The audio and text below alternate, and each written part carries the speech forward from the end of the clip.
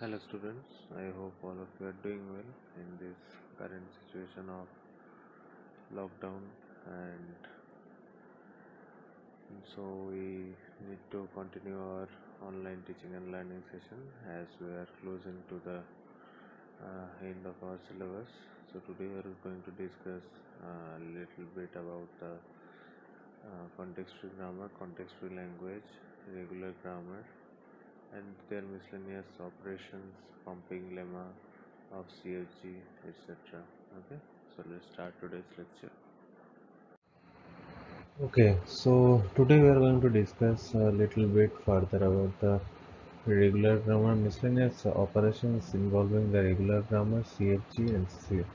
We are going to introduce also CNF, that is Chomsky normal form. Okay, and we are also going to involve regular language expressions whenever it is required. Okay, so let's begin. So first of all, today we are going to discuss the method to find whether a string belongs to a grammar or not. So what is the procedure? The procedure is start with the start symbol and choose the closest production that matches the given string. So you will be given a string on which you have to verify. Also you will be given the grammar, so you just have to see and expand that grammar until you are getting a match on the given string. So what can I do to do that? I can replace the variables with its most appropriate production. So I just have to look at the production rules given and try to replace the variables accordingly. Repeat the process until the string is generated. That means the given problem statement is generated to match the solution. Okay. So let's take an example. Okay, so in this example it is saying that verify whether the grammar. So this is the grammar, not actually the whole grammar. Grammar means you should be given the total set of the terminals, non-terminals, the starting symbol, and the production rule. But whatever given here is the set of production rules, and you are given the string. So we just have to match it. So let me begin. Now you can see that in the given string, we have to start from 0011 like this, and obviously the starting symbol is here is s. Okay, and this s a b are non-terminals, and the 0 and 1 are only the terminals, because you can see you won't find 0 or 1 in the left hand side of any production rule. So s a b is your b, and t is your 0 and 1. Okay, and starting symbol is s. So if I want to get this string, I have to start with something that produces 0 at the beginning, so I have to choose this. So 0 b. Okay, now after this 0 I have another 0 1. So if I want to get 0 1, I have to expand this b. Now if I choose 1, this is not going to give a 0 1. Instead it is going to give me just 1. So instead what I can do, I can choose this expression. Okay, so now I can get 0 b 0 0 b b using the production rule. B implies 0 b b. Okay, now on this, if I apply uh, b implies 1, this one, then I'm going to guess s implies 0 0 1 b. Okay,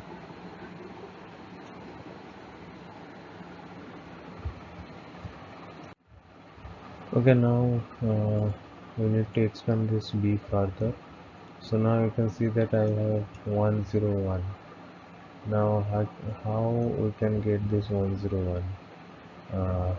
Maybe I want to get a sequence where I won't have to stop after this one, so maybe I will choose this. So 0 0 1 1 is using the transition b implies 1 is. So then I want to keep it going, so I have to choose this 0 1. So in order to do that, I have to choose this a implies 0 b. Okay, so 0 b is implies 0 b. Okay, now again I have to see that here I have to imply b in such a way that it doesn't get stopped, but it also produces a one, so I have to choose this transition. So 0 0 1 1 0 1 is okay, where b implies 1 is. Now again I have to expand this is further so that it gives me a 0 and 1. So maybe I'll choose 0b again. So 0 0 1 1 0 1 0 b. Okay, using the transition a implies 0 b. Now if I put 1 over here, I am going to get exactly this thing. Okay, 0 0 1 1 0 1 0 1. Okay. Using the implication b implies 1, using this one. Okay, so that is the ultimate solution. So this grammar generates this string. That is proof. So let me just show you the answer in a cleaner way. That is your answer. Okay, next let me try one more example. uh, so here it is given that a implies aab, a implies aab, and the this is actually empty symbol. You can also use sigma to denote this, but I have already stated in one of my previous lectures that we can also use this sign to denote an empty symbol. Okay, okay, so let me just start expanding this. So this is your starting symbol. uh, Remember, if your starting symbol is not mentioned in the problem statement, you have to choose a symbol in such a way which will be easier to start with. Okay, it is just purely on your assumption, because you can start with this one, but you can never, if you start with this one, you can never come back to over here, because you will not find any S, capital S anywhere. Okay, so try to start with in that symbol where you can go back and forth. So let us just start with this. So I obviously don't need to explain why A's and A are not in terminals and small a and small b are terminals. It is pretty much obvious, right? So I need to expand this A so that I can generate another AB. So again,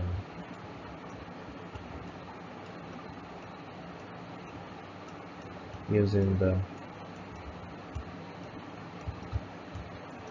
this production group.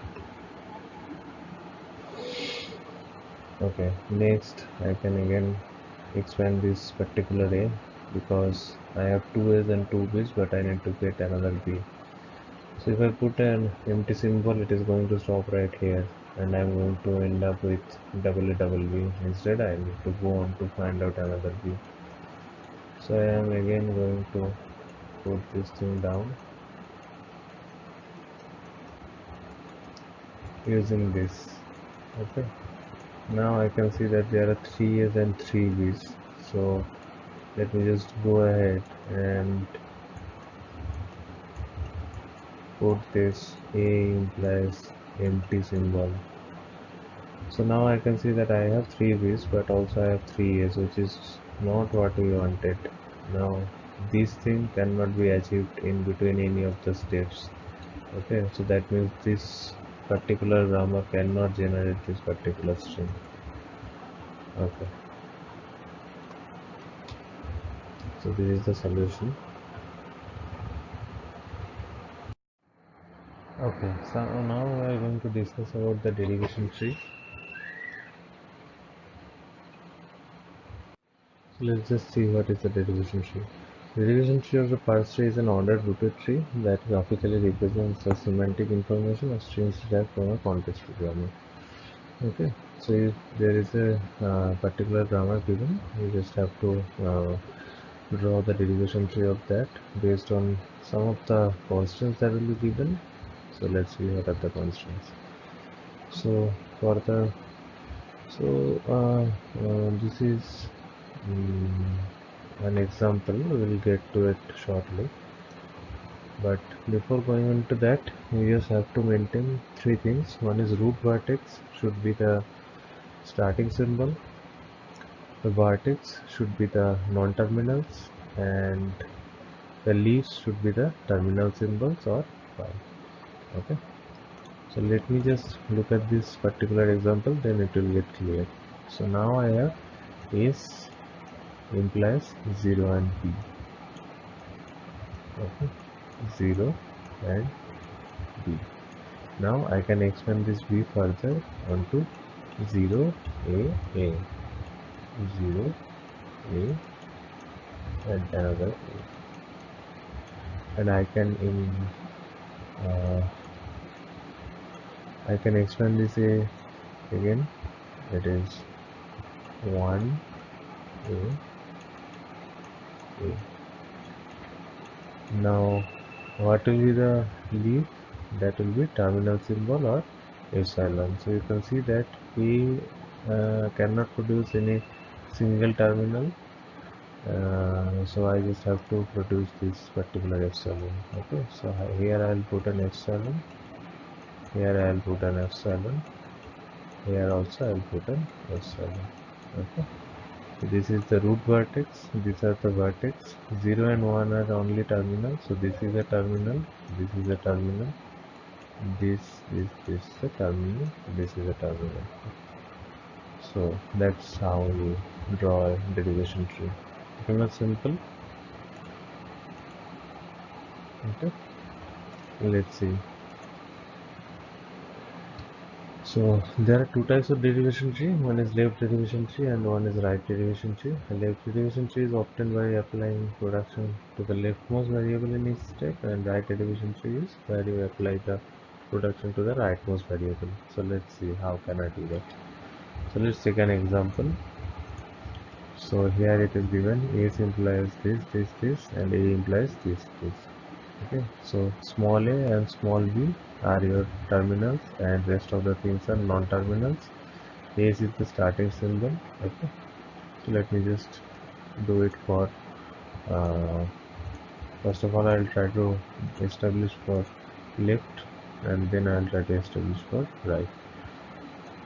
So ace implies, now I have to show you how left and right is going to work. Now one more thing is that I have to check for the string double A B double A. Okay, so if I want to do that, I can choose this, but this particular A won't be able to give another small a over here. Okay, instead I will choose this, by using which I can again expand it using this one or this one, so I'll get two A's consecutively.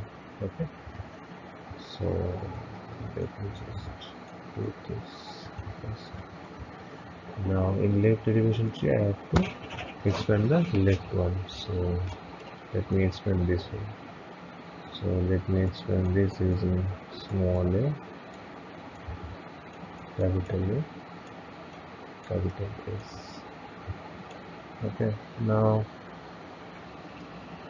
um, I got my double A. Now I have to get another B and another double A. So if I want to get B, in order to do that, I can get, I can expand this capital A. Okay, so here I can get my, see, if I do this SBA, it is not going to produce me anything.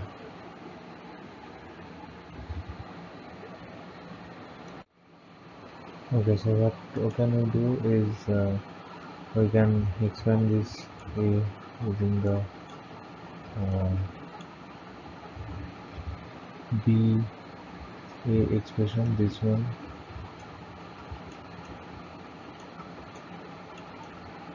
and we can go on with expanding this thing further with maybe ass,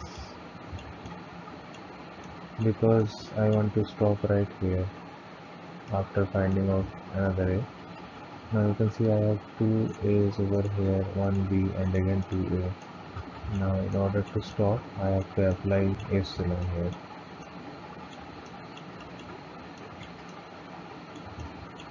Okay, so now this is done. For right derivation tree, I have to expand the right one.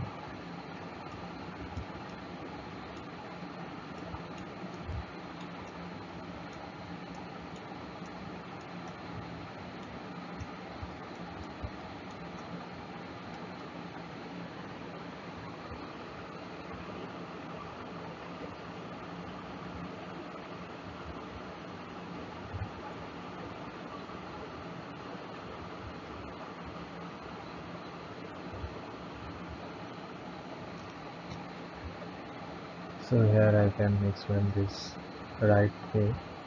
Okay, one more thing was left, that is closing this one. Okay, so now I will close the left one here. I'll try to do the same thing with the right one now. Okay, so here I will put an A, here I will put an capital A, I'll put a capital S. Now again can do BA over here, and I can do A, this, and another S, which will finally give me two epsilons.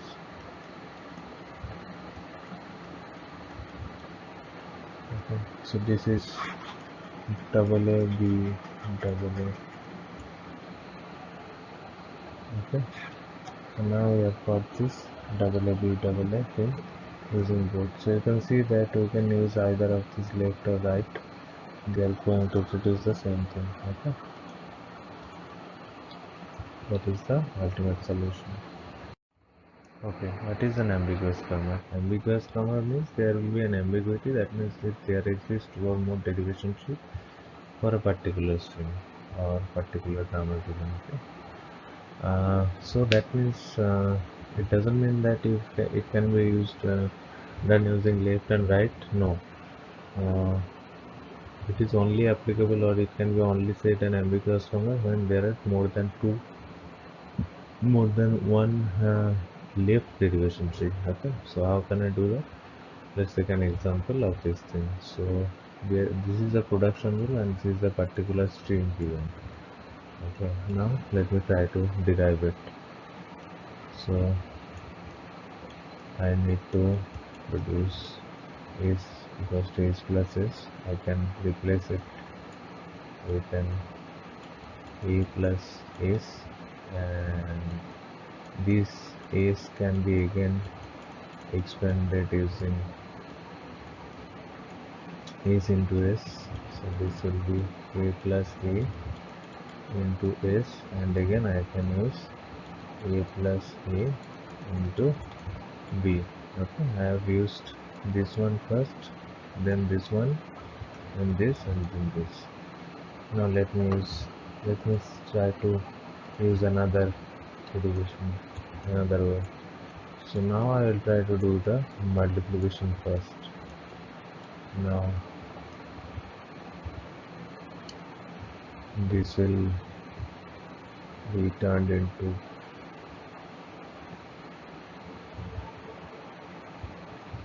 a,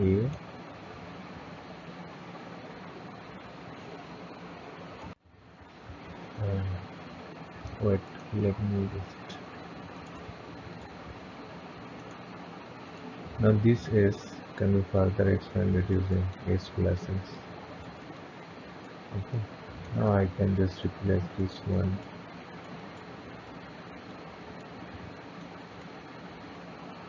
This is a little bit dirty.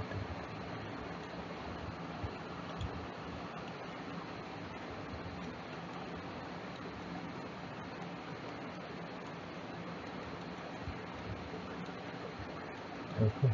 So this is how we can do this. So now in this case I have used this first, then I have used this, then this, and then finally this. So that is an ambiguous grammar. I have done the same leftmost derivation. I have only expanded uh, the same thing, but I have got two different, you can say derivation tree, left derivation tree, or you can say that just really expanded it. Okay,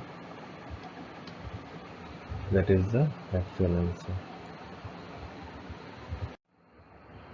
Okay, so now we are going to discuss about simplification of CFG or reduction of CFG. If you remember, we have already discussed about the reduction of DFA and how it can be done, reduction of finite automata. Right now, we are going to discuss about reduction of CFG. Now, actually, this involves three steps: reduction of CFG, removal of unit protection, and removal of null production. Okay, but first let's start with the reduction of CFG, which will include uh, two phases. Okay, so in phase 1 we are going to see that there are 4 steps. So in step 1 it says that include all symbols that derive some terminal and initialize I equals to 1. Include symbols that derives wi, increment I, and repeat step 2 until the steps are getting iterated. That means upon iteration over and over again we are getting the same outcome. What does phase 2 says? That include start symbol y1 and initialize I equals to 1. Include all symbols that can be derived from y1 and then increment I and repeat step 2. Okay, so that means until we are getting repetitive steps over here, we need to carry on this procedure. So between phase 1 and phase 2 there is one major difference, that is if you in phase 1 you need to start from the derivation of terminal, and in phase 2 we need to start from the starting symbol. So let's take an example, then it will get more clear. So let's take this example. So let me just try to derive it from phase 1. Okay, so include all symbols that derive some terminal and initialize I equals to 1. So let me just write the w1. What will be the value of w1? W1 will be something that can derive the terminal. So this can derive a terminal, this can derive a terminal, and this can also derive a terminal. So I can write A, C, and E. Okay. For W2 is you have to write all of this that can derive the W1 symbols. Okay. So this A and C can be derived using the capital S.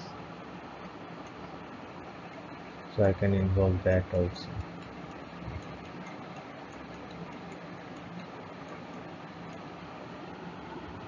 Okay. So include all production rules that are WI elect. Now in W3 what I can do is I need to save this again. So again I am getting the same thing because there is no more non-terminal left that can involve these 4 non-terminals. Okay, that means this is the final reduced one. So now I just have to use the production rules that are going to involve all of these 4. Okay, these 4 non-terminals. So what are these? Is implies AC, A implies small a, C implies small c, and E implies small a, capital A, and small b. Now see, I didn't take this or this into consideration because these two non-terminals are that means this capital V is not at all used after the reduction, so there is no use of it. So you need to include all production rules that are WI in it. So B is not in this B production rule is not involved at all in any of the W1, W2 or W3. Okay. Now I need to move to phase 2. I have to start with the starting symbol. So Y1 will be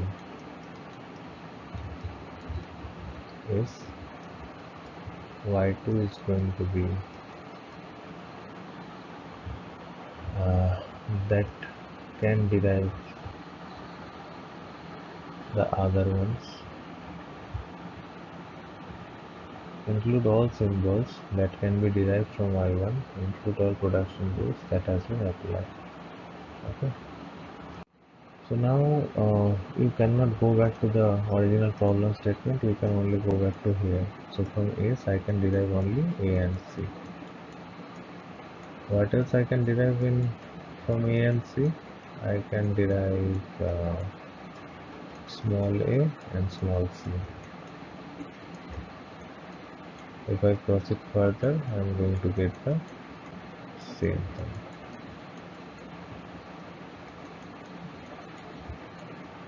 Okay, so what is going to be the uh, ultimate production rule? It is going to be A implies AC, A implies A, and capital C implies small c. Now you can see that we have already neglected this, the whole thing of this and this. So this is the minimization after reduction of CFG. So the clear answer should look like this. Okay. So let's proceed to the next step, that is removal of unit production. Okay, now we need to remove the unit production. So what is the unit production? Unit production means a production rule where two non-terminals are involved and one is simplifying another one. Okay, so if there is a implication B and both are non-terminals, you can call it a unit production. Okay, and how can you remove it? You just simply have to find an A implies X and B implies X, where there is an A implies B already there, and X can be a non-terminal or can be a null. You just have to delete the A implies B by replacing this uh, A implies X and B implies X with each other. Okay, and repeat this step until all of the unit production are left removed. Okay, so let's try to take this example. So in this example, this is a starting symbol, so you cannot consider this as a unit production. What can be this? Can be one, both are non-terminals. This is one, both are non-terminals. This is one, both are non-terminals. So Y implies Z, Z implies M, and M implies M. These three are unit production. You need to try to remove this three unit productions, nothing else. So let me, how can I do that? There is a terminal symbol implication is there. So if N implies A, that means M also implies A. Okay. Okay. So if M implies A, Z implies M. Using that, I can also say that Z implies A implies A, and N implies A. So if Z implies A, so I can also say that Y implies A or B, and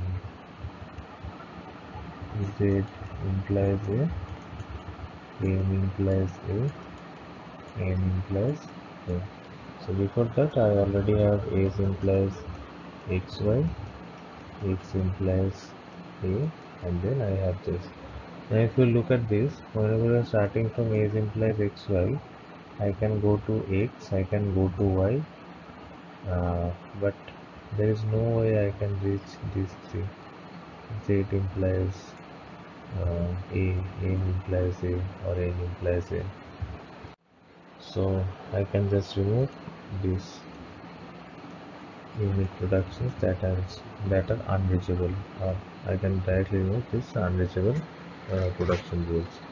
So here the answer will be A implies xy, x implies A, and y implies A or B. Okay, so this is the uh, reduction after removal of unit production. So let's look at the actual answer. This is your final answer. Okay.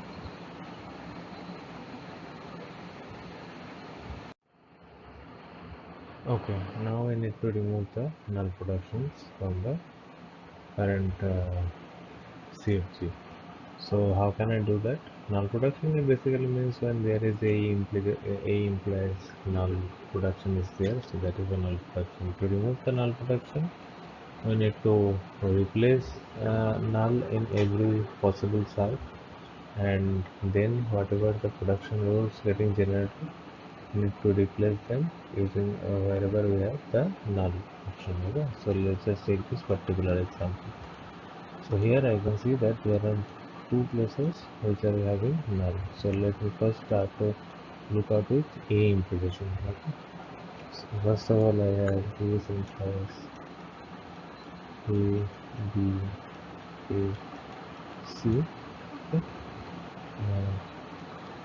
If I apply epsilon over here, now I can apply epsilon here, here, and both places. So there can be two places where I can apply.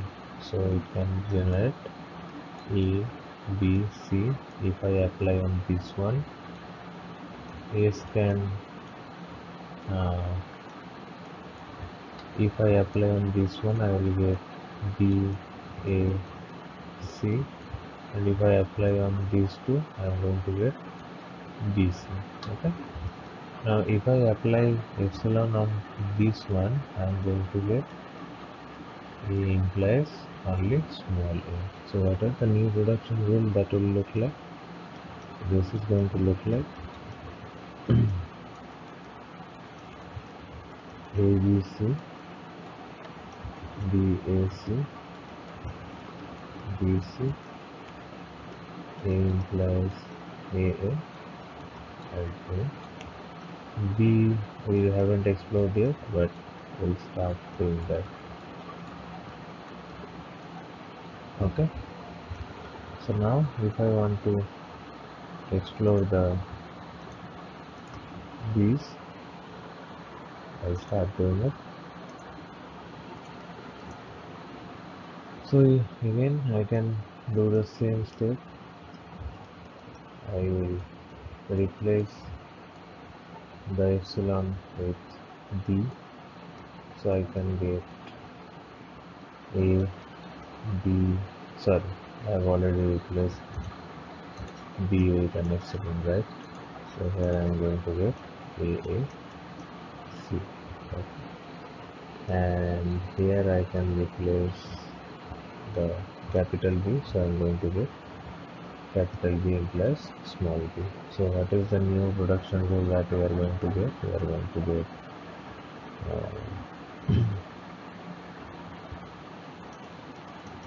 is ABAC,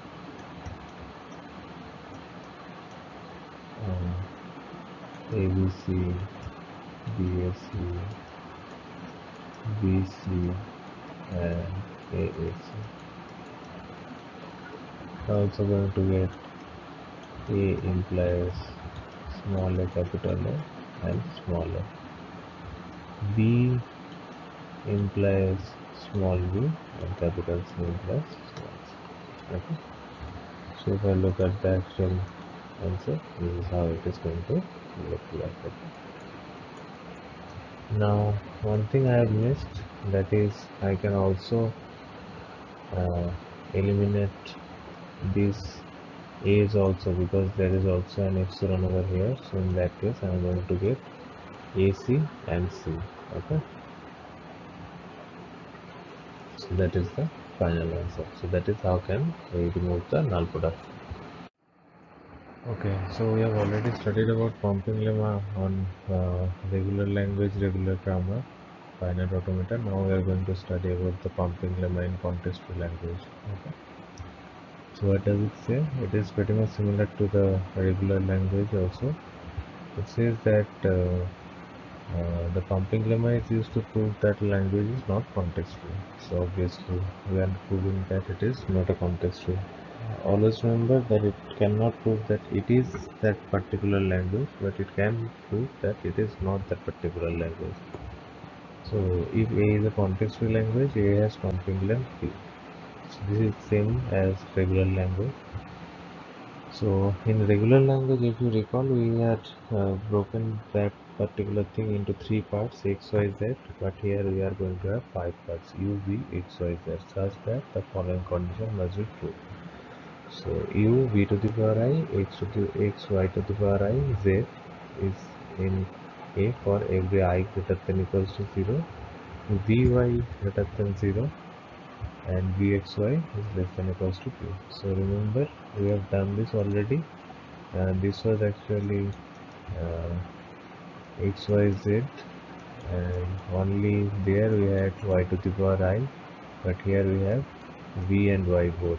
Okay, so if we are having this v and y both, then there is going to be two cases where there the symbols will be the same and where the symbol will be not same. Okay, in that two cases we have to explore, and whatever we are getting, if it belongs to that particular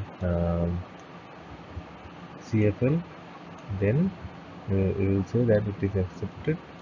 The length of b and y, the multiplication of them, if it is greater than 0, it is accepted, and if the multiplication of these lengths are less than the length of p, then it is also accepted. Okay.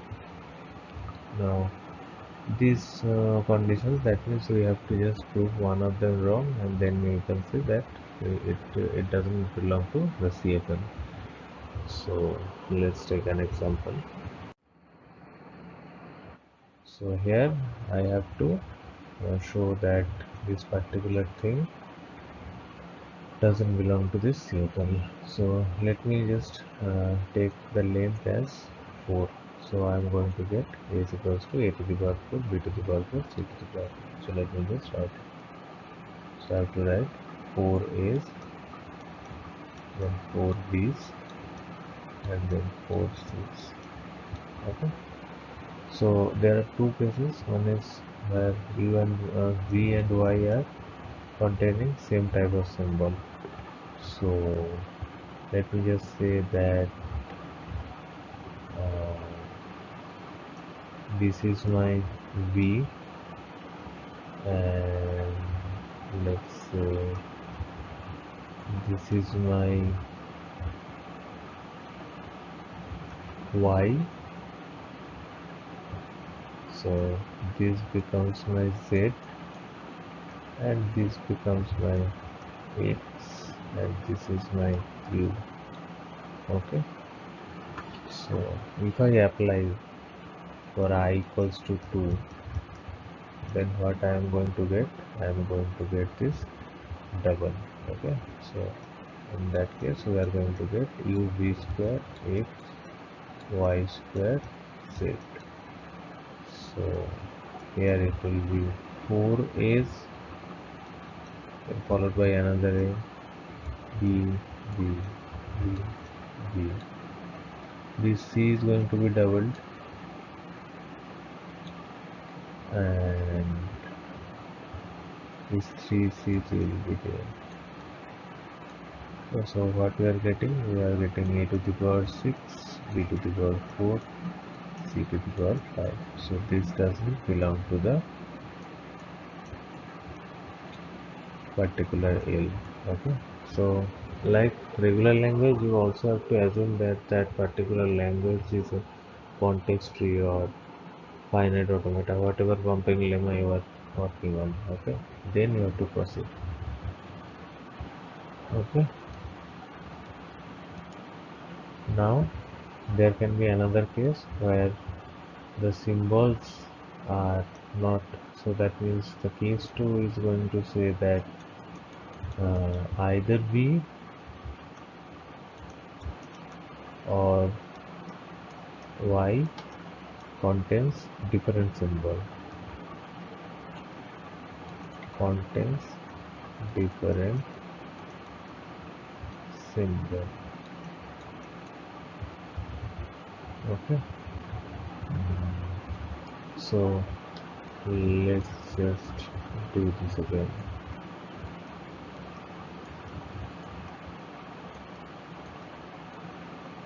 So now let me just assume that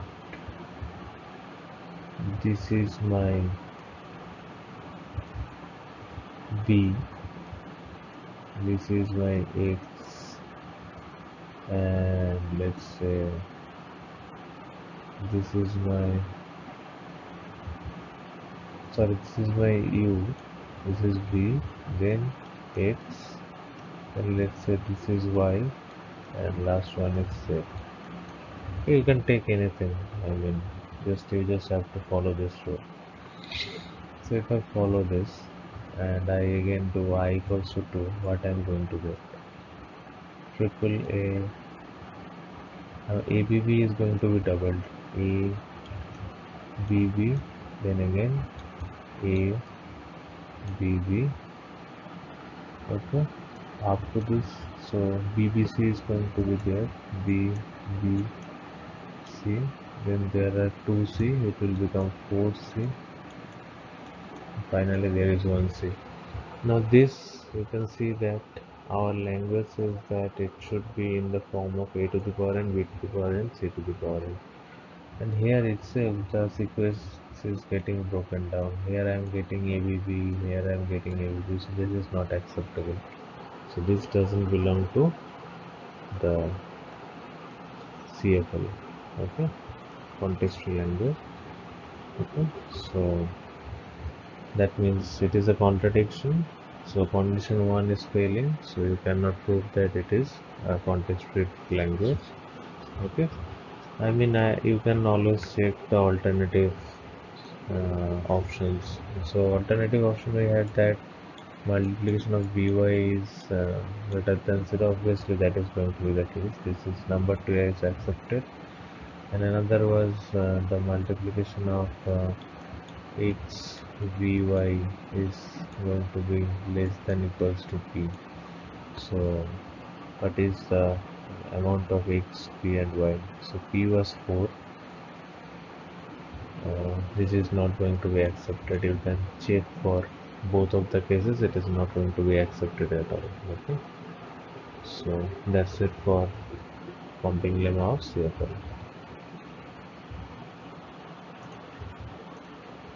Okay, so that's it for today. I didn't cover the CNF because I later realized that it doesn't belong to your syllabus, but we'll see Chomsky and normal form maybe in the beyond the syllabus topics. Okay, tomorrow we are going to discuss about um, the Turing machines, and then we'll close our syllabus. Okay, thank you for watching. Stay safe, stay inside your home. Catch you in the next one. Bye.